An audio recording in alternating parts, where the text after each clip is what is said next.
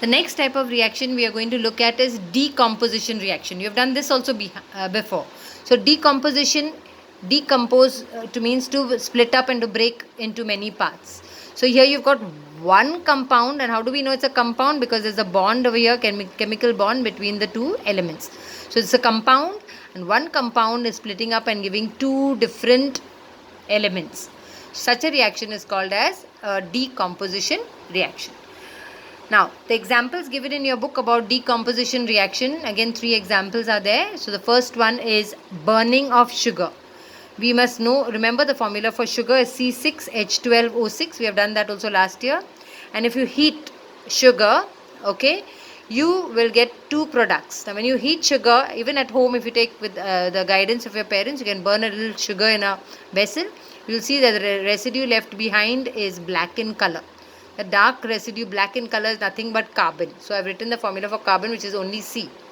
And you'll find, if we will be doing this in the laboratory, if we get a chance, you'll find tiny droplets of water collecting on the cold side of the test tube. That means water is also given out. So such a reaction is called a decomposition reaction because one reactant is splitting up and giving 2 products. And you can also see that I have balanced the equation because there are 6 C's. I put a 6 over here. And there are 12 water molecules, but hydrogen is only 2. So to make it 12, 2, 6 are 12, and therefore 6. So it's a balanced chemical equation. The second example given of decomposition reaction is when calcium carbonate is strongly heated. So first we saw sugar strongly heated.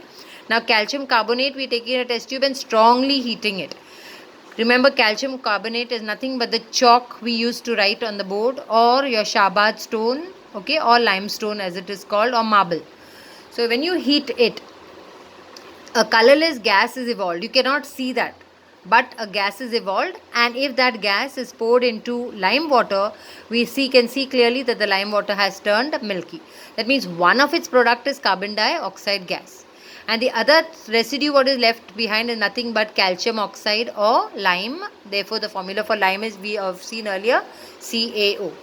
You can see that it is already a balanced equation, so we don't need to balance it. And it is a decomposition reaction because one reactant, on the left hand side there is only one reactant, and on the right hand side there are 2 products.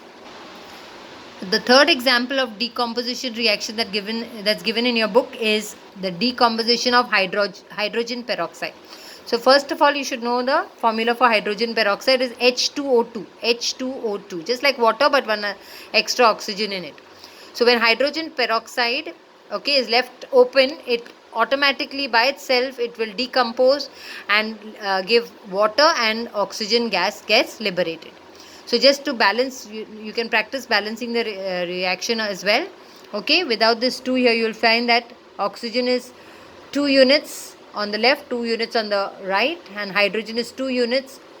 Okay, so here in order to balance it, you put a 2 here, so it becomes 4 units of hydrogen, 4 units of oxygen. 2 units of oxygen here plus 2, that is 4 units. So it's a balanced chemical reaction. Generally, this one reacts or breaks down just by keeping it in air spontaneously. But some decomposition reactions require heat, light, or sometimes even electricity to decompose, as we will see in the next one. So here we have got water, and we can decompose water and produce 2 gases when we decompose it as hydrogen and oxygen. So again, one reactant gives away 2 products. You can try balancing it. So water can be decomposed to give hydrogen and oxygen. But remember, water is a bad conductor. It won't allow electrons to flow. So in order to do that, we put a few drops of sulfuric acid. Therefore, it's called acidulated or acidified water.